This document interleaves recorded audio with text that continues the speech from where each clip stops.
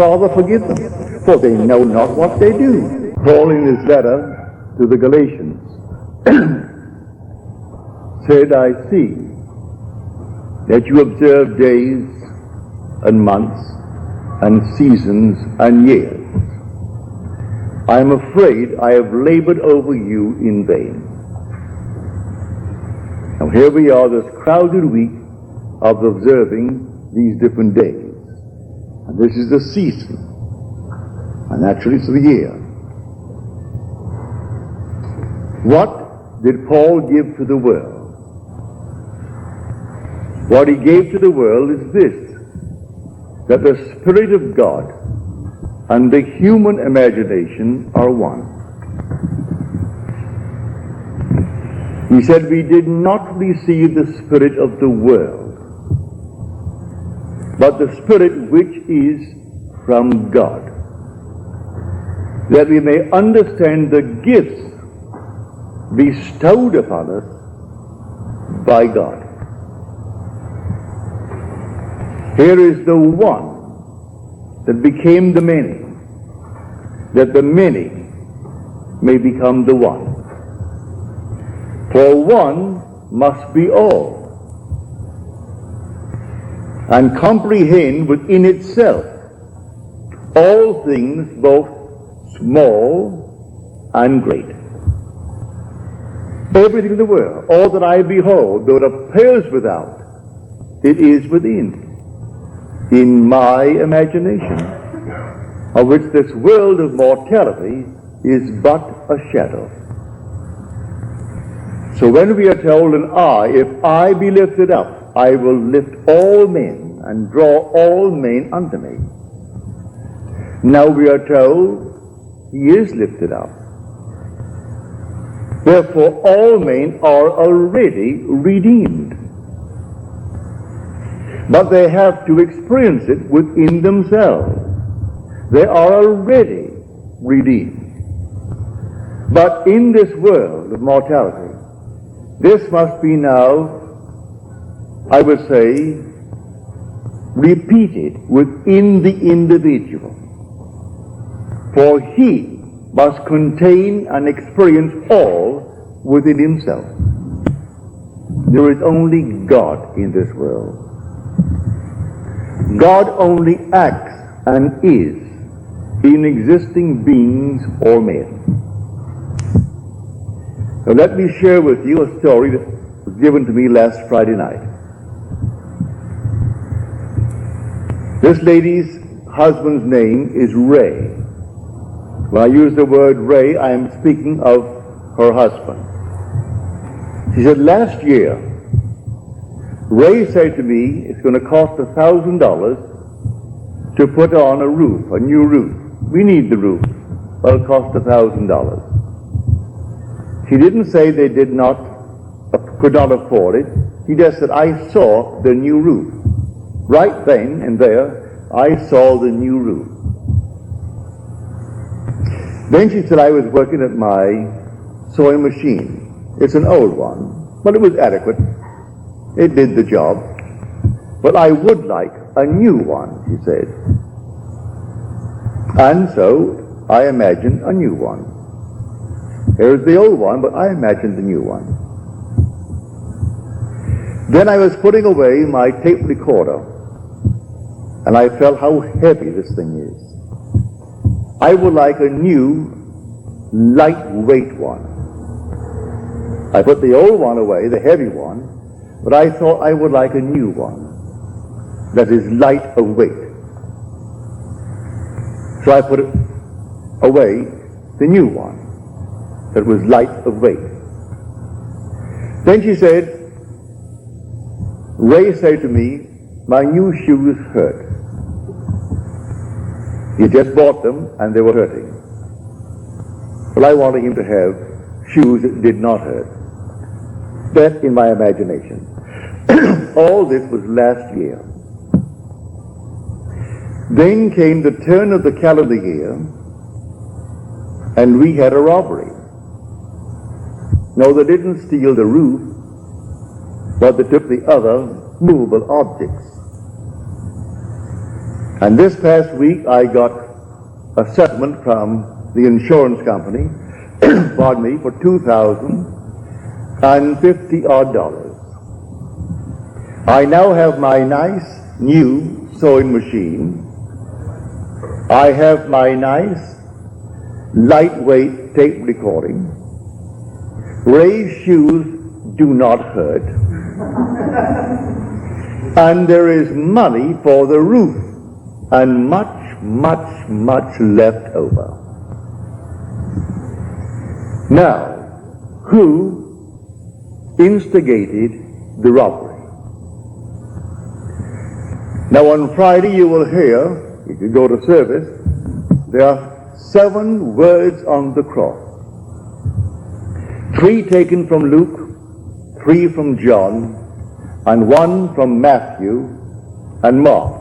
The same one from Matthew and Mark, which is the 4th one. My God, why hast thou forsaken me? That's the one taken from these 2 Gospels. But the first one used on the cross is from Luke.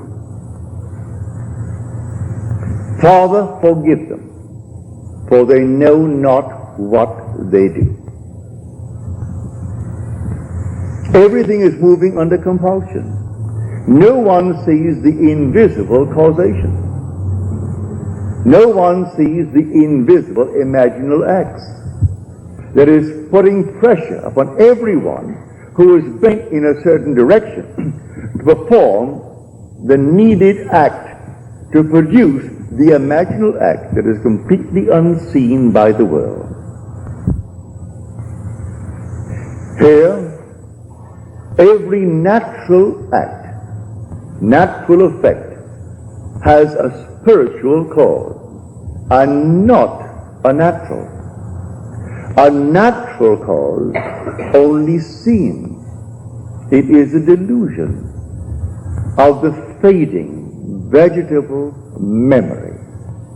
Now in her letter to me she said, these things I remember. They were all last year, but I remember them.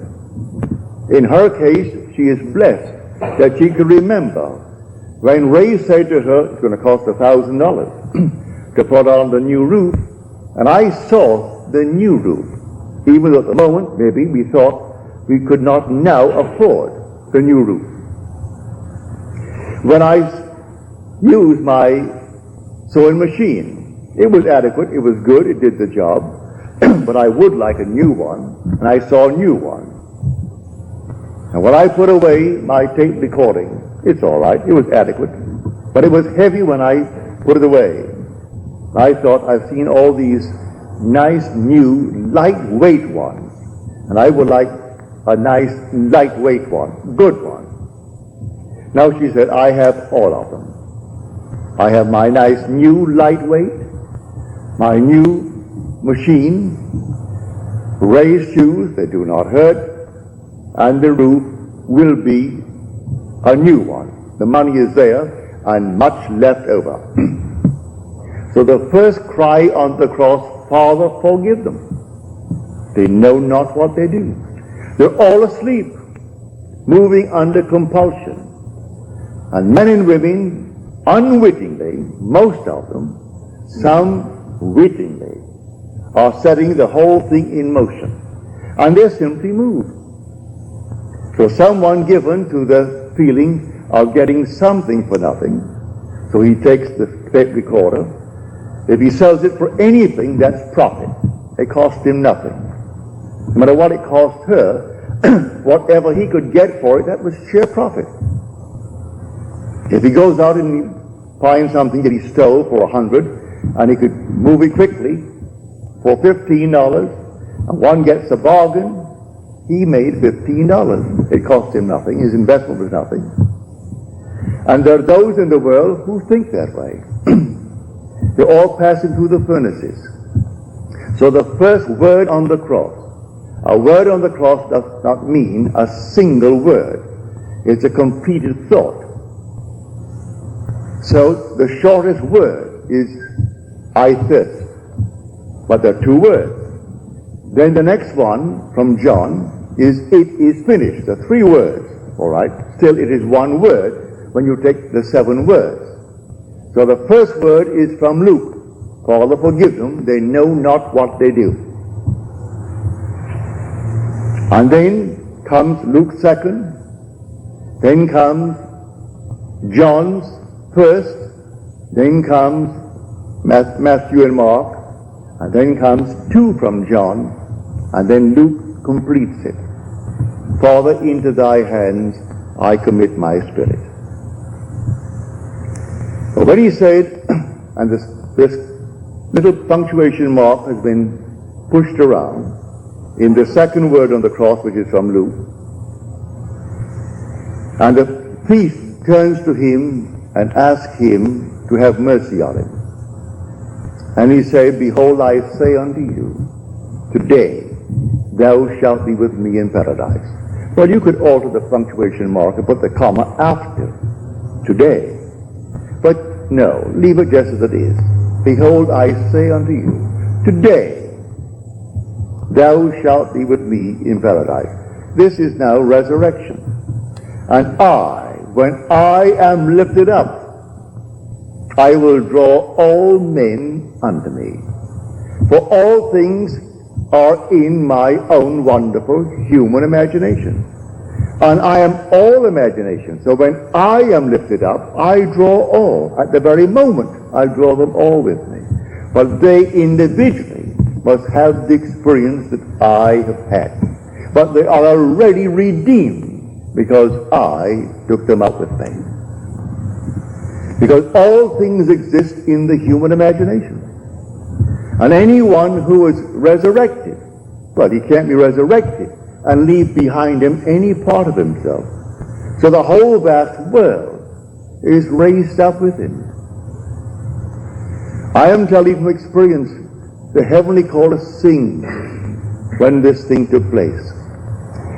They sing the fall, actual fall into division, and the resurrection into unity. They sing it out. And then the regeneration through resurrection from the dead. They actually sing it out. And the words, it is finished, I heard it, but I didn't sing it. The heavenly chorus sang it. When I walked by and everyone was made perfect as I was perfect. And then at the very end, the chorus sang out, it is finished. That was the 6th word on the cross. And the last one is when this garment comes off. And that is the 31st Psalm, the 5th verse. Into thy hands I commit my spirit. Complete the verse. Thou hast redeemed me, O Lord, faithful God. That was the promise at the beginning. I would fall into division and become fragmented, dwelling in awe, that not a thing in this world could be apart from me. Because how could I be apart from something that I'm going to influence? Because all things by a law divine in one another's being mingled. If I'm not penetrating you now, I couldn't see you. You couldn't hear me if I did not penetrate you and you penetrate me. So all things by a law divine in one another's being mingled. So when I am lifted up, I take with me my entire universe, my whole vast world, knowing that every one that is now shadowed in that world will have a repetition of the same experiences. For one fell into division, and then resurrected into unity, bringing all back together into the one. So in her case, I can't tell you how thankful I am that she shared it with me. That she could now actually feel that the robbery, which seemed at the moment as a shock, she lost the tape recorder, she lost this, all the movable objects. And then came the settlement from the insurance company for $2,050 which replaced these with the new one. all the light ones, and enough to put on the roof, and then still left over. So Father, forgive them. Yes, the thieves of thieves, it's yourself pushed out anyway. Here someone is tonight accused for stealing maybe what?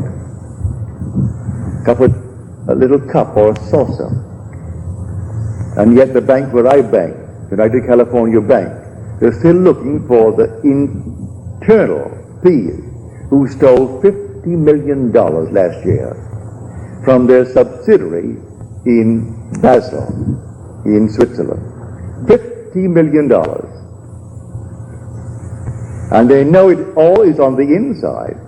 It can only be on the inside by trusted employees. They think they can bring it down to six trusted employees.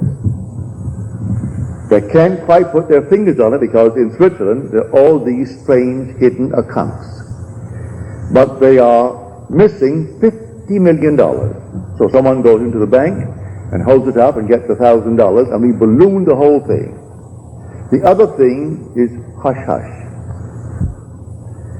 Here is a bank in Illinois a few months ago, close to $7 million, and they still can't quite put their finger on how it happened on the inside. No one came in and robbed them. And we speak of the little shoplifting on the outside, and the poor little girl goes off to jail, or the little boy goes off to jail. I'm not condoning it. If you could stop the investment from the inside, your dividends would jump from its present little 3% or 4% to 20%. If you could only stop it from the inside. All things happen really, in the true sense of the word, from the inside.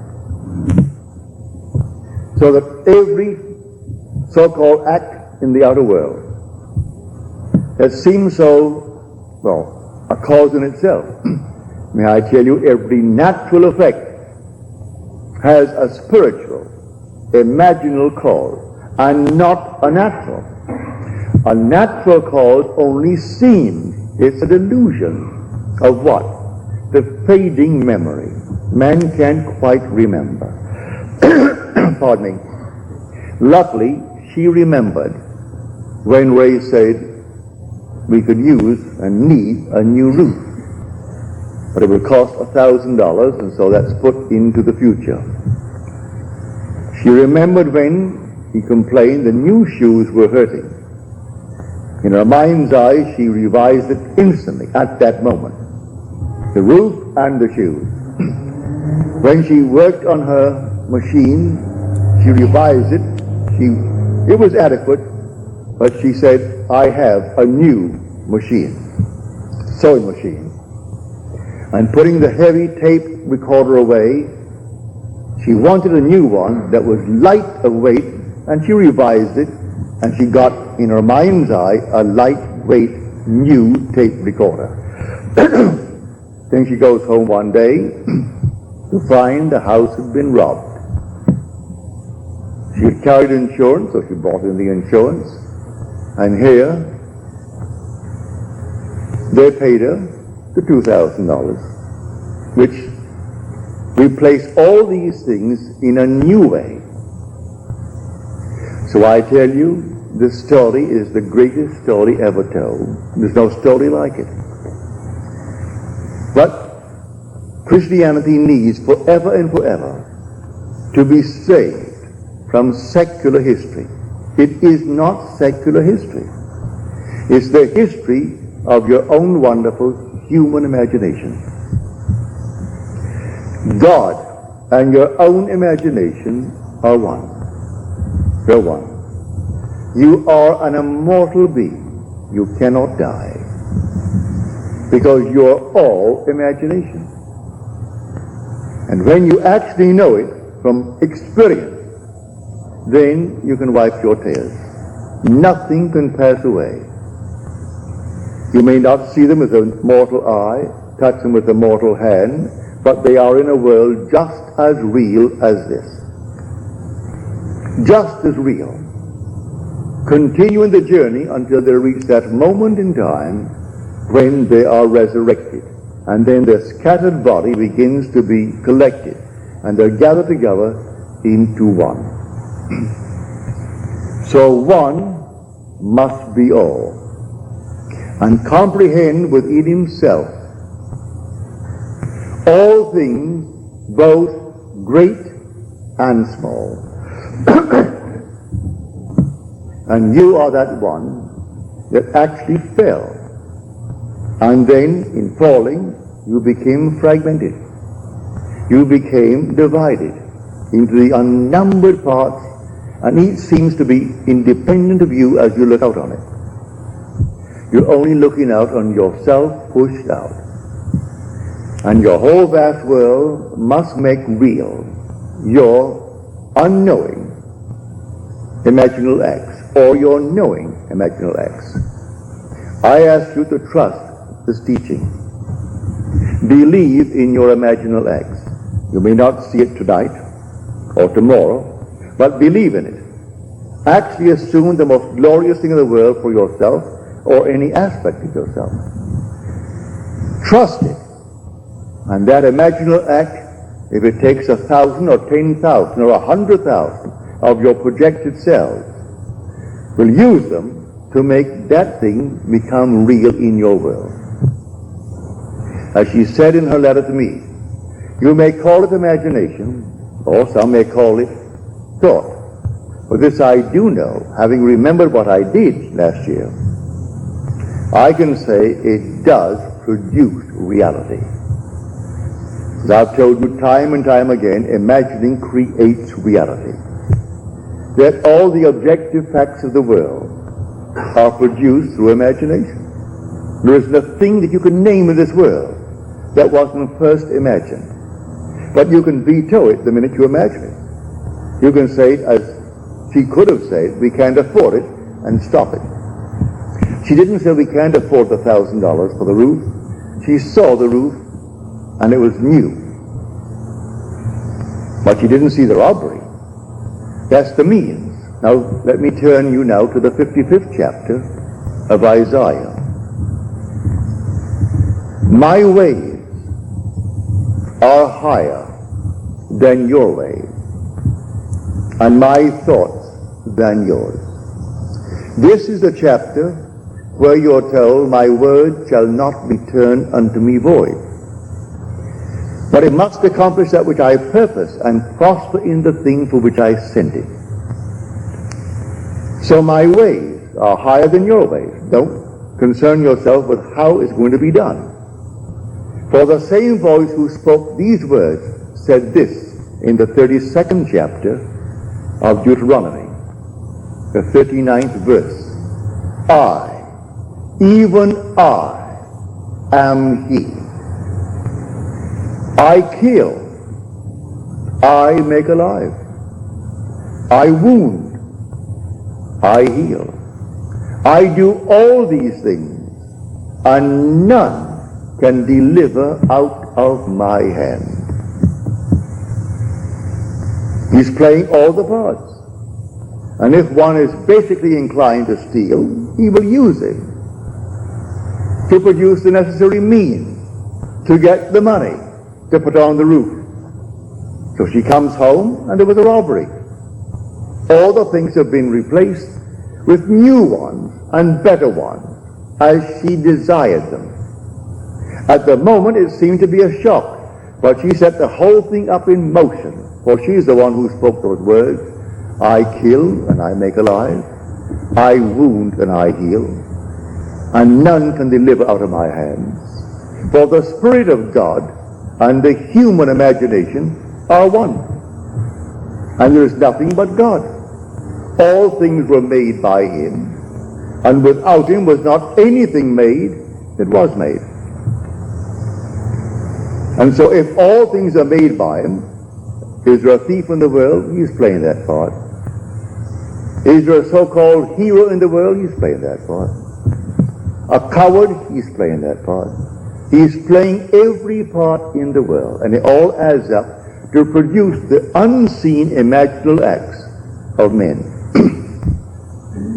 So you are alone, and you think no one sees me, and this means nothing. It's only my imagination. And you carry on your lovely imaginal act. And so that's it. Not knowing that you're actually producing tomorrow's effects in this world. And when it comes into the world, that natural effect has an unseen, invisible, imaginal act as cause, and not a natural cause. A natural cause only seen. It is a delusion. Delusion of what? Of your fading memory. You don't remember when you did it. So when confronted with your own harvest, you can't quite believe it. You can't remember when you did anything that could actually be like this. I didn't rob myself. I never thought for one moment of robbery to get the money. No, but I did see the whole thing done. And there are thieves in the world, all over the world, and they're all played by God. There is nothing but God. God only acts and is in existing beings or men. Now let me find that actor, because God only acts, and he is in all existing beings or men. Well, I'm a man. I've got to find that actor. For the thing that I see reflected in the mirror when I shave in the morning is a mask. That's persona. Now, who is wearing that mask? I answer, if you say, Neville, I turn around and I say, yes, here I am. But who is the being that is there? I am. That's my real name.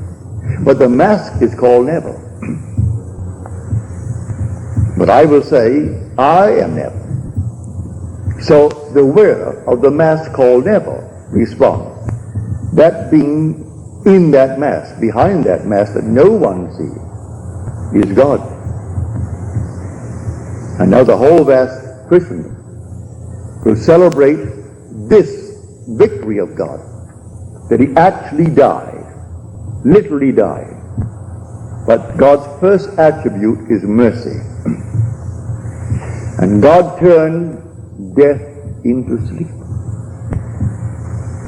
And then rose the sexes to work and to weep. And so all the sexes rose as masks.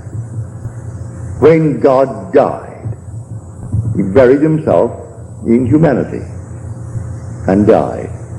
And then his first attribute, mercy, turned it into sleep. That's what Blake meant when he said eternity exists. And all things in eternity independent of creation, which was an act of mercy. That was the merciful act, to turn death into sleep. And God is dreaming this dream. One day he will awake. And when he awakes, he resurrects. And then he gathers into his own being all his scattered being. So all are gathered together. When I depart this time, may I tell you, I am taking everything in the universe with me.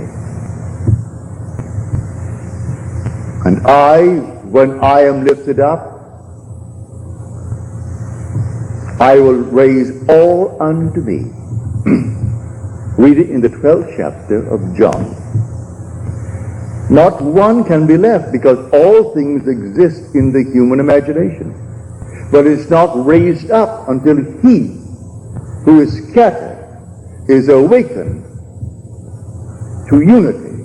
And then he draws into his one being all that was scattered. So there's sin, his fall into division, and his resurrection to unity.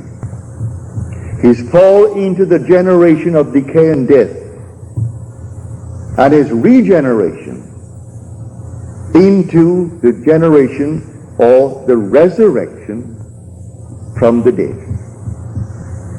So when he actually is raised from the dead, he gathers all into his own being, and they're all with him. No matter where he goes, he has his whole vast world raised up. hasn't left one behind him. But everyone shattered in the world will have a reproduction of that drama within themselves. So what is now being dramatized as a memorial this week, for this is really a memorial. This is simply a great memory, a remembrance of what God has already accomplished. And so they're perpetuating it through Good Friday, then comes the burial on Saturday, then comes the resurrection on Sunday. But the whole thing is done. It's all done.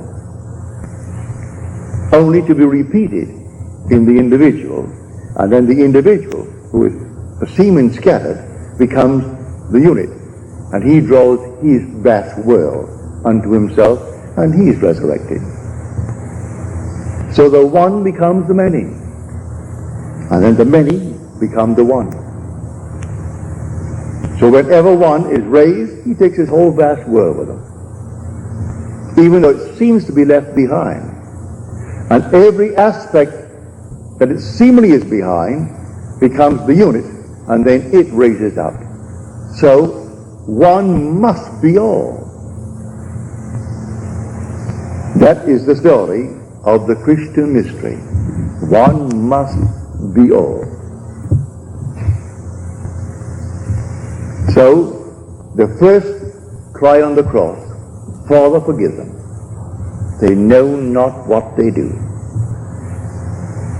And they do not know what they do.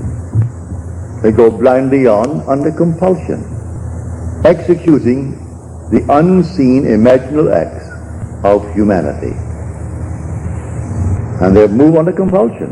To take this up, I told the story. I was severely criticized for it by a lady at a dinner party one night when Fred Bales, who is now gone from this world, and he gave a party at the Ambassador Hotel.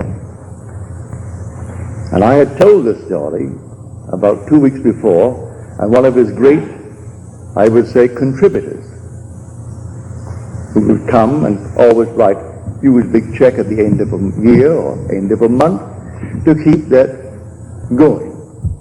And she was most critical that night. As I said, I didn't feel well that night at all. And she said, you know, I can't quite understand how you could take the platform, an audience of 2,600, 1,000 who could not get in, they're all overflowing, at the Fox Wilshire, and tell what you told concerning your wife. That was my first wife. I told a simple story to explain that everything in this world must be forgiven. I don't care what it is. When I met the girl who now bears my name, who is the mother of my daughter, the very first moment I met her, I knew she is going to be my wife. She didn't know it, but I knew it. I said to myself, she doesn't know it, but she is going to be my wife.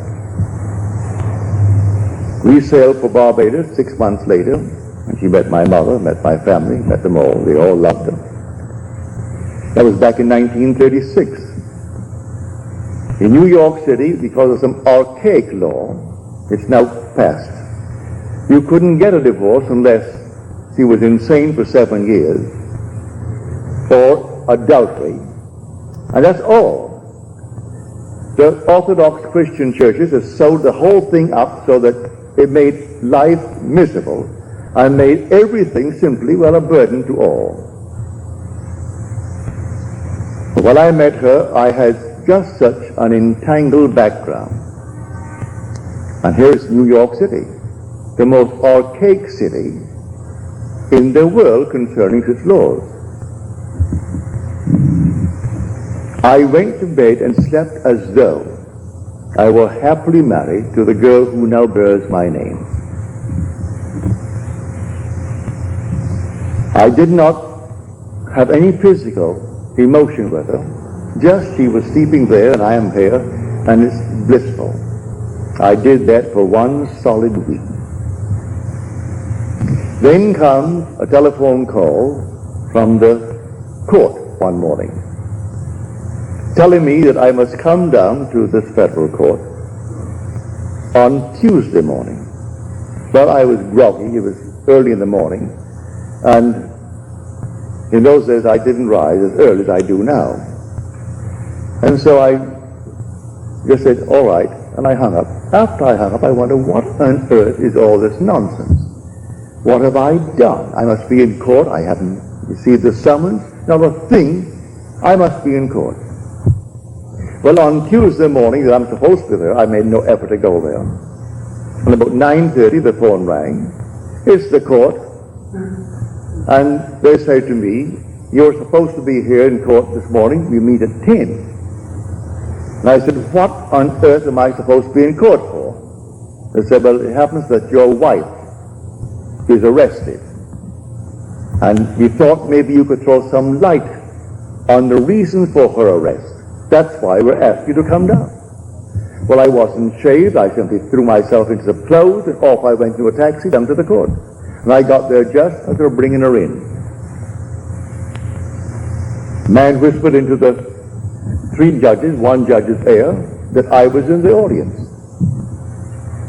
The judge asked me to take you don't have to swear, but will you please take the stand and throw some light on the behavior of your wife? She tells me you've been separated now for almost 14 years. I said, yes.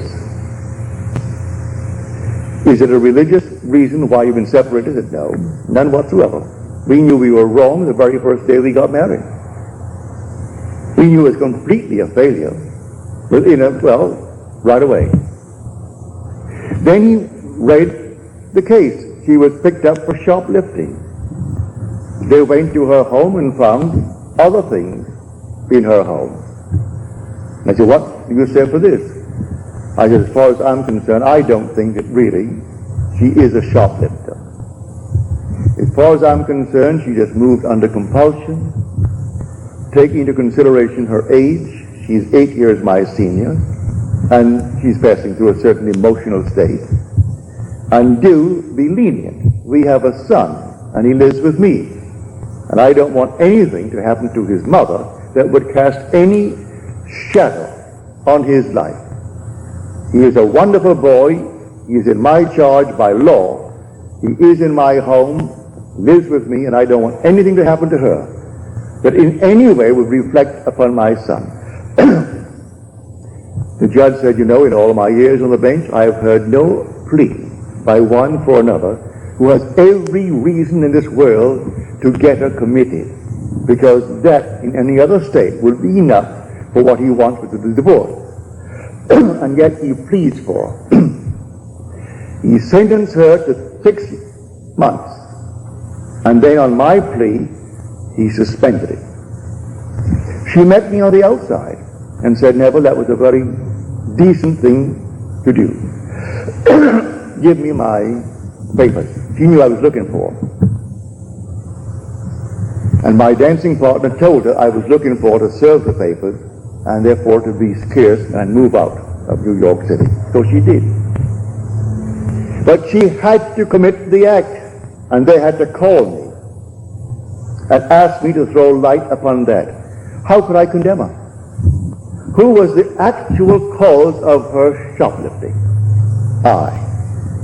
I slept as though I were blissfully married to the girl who now bears my name. And I had to get the evidence. I had to get some reason to bring the action. And here my wife actually gave me the papers. I said, I don't have the papers with me. She said, I'm driving home to your place right now, and you can give me the papers. That's illegal, to serve your own papers. But she drove up to my hotel where I lived. I went to my room, came down to the lobby, and gave her the papers. Did my own serving. Now that is an illegal thing in this world. But then I got my divorce. In the city of New York, then I could marry the girl who now bears my name. And when I told that, I told it only to tell people of that one word, the first word on the cross, Father, forgive them, for they know not what they do. They're all moving under compulsion. And the unseen causation is hidden from the world. They do not know who is treading in the winepress. And I was treading in the winepress to be happily married to a girl who was not then engaged to me. because I couldn't be engaged to her under the circumstances. And then my wife behaved in such a manner that it made it real and natural for me to do what I did. How can I blame her? So the first word on the cross, Father, forgive them. They know not what they do. They have to do what they do. I have to fall into division and fragment my being into the unnumbered parts called humanity, and then rise into unity and gather all my scattered members together and rise as God himself. That's the story. It is God who fell and God who rises. So I know from my own experience, nothing dies. Those who have not had the experience here, all right, they're restored in a world that is terrestrial just like this. And they continue their journey until that moment in time when they're resurrected. And resurrection is resurrection into unity. And the outpictured world, the whole vast universe, is himself pushed out, is gathered together then. And they move up. And I, when I am lifted up from the earth, I will draw all men unto me. See it? This is the mystery of which we speak here night after night. You're not some tiny little thing that's pushed out. You are the whole. One must be all.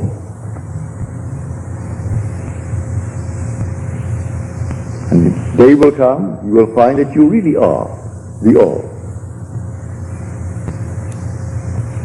So not one person in the universe could be outside of you when you are resurrected.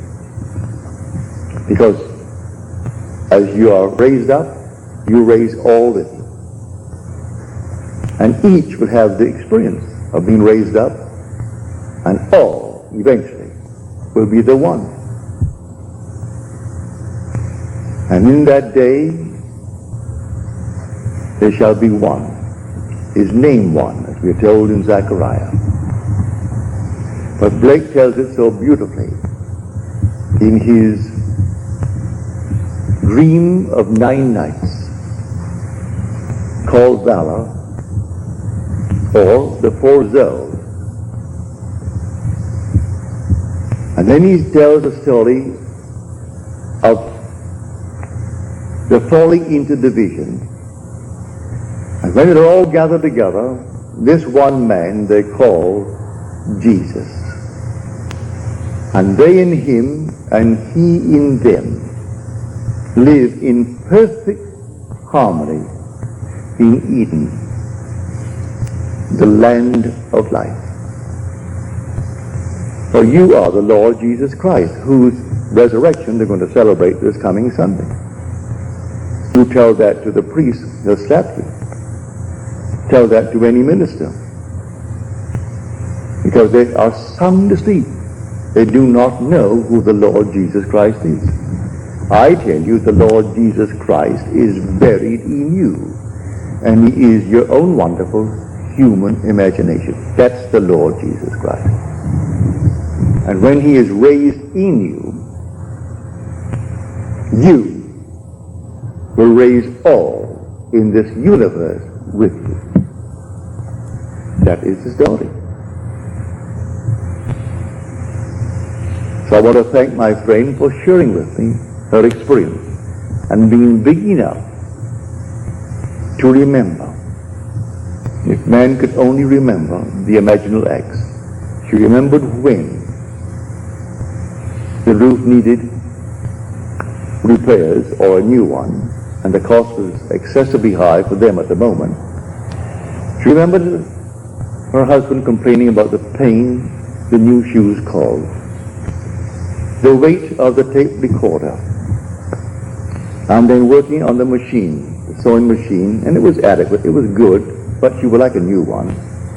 And then came out of the nowhere a robbery, and took all these movable objects. And then came the insurance that sent the check for $2,000 odd, that replaced all the movable objects and enough for the roof and much, much over. So she can actually say, forgive them, Father, those who took it. Did they not do her a favor? And yet they are thieves in their own eyes, and thieves in the eyes of society, and they are. But you know who played the part? God. And you know who actually made them do what they did? The lady who wrote me the letter. Now she knows the words in that 32nd chapter of Deuteronomy. I, even I, am he, and there is no God beside me. I kill, and I make alive. I wound, and I heal. And there is none that can deliver out of my hand. So no matter what happens, if we only had the memory, we could trace it to a forgotten imaginal act on our part.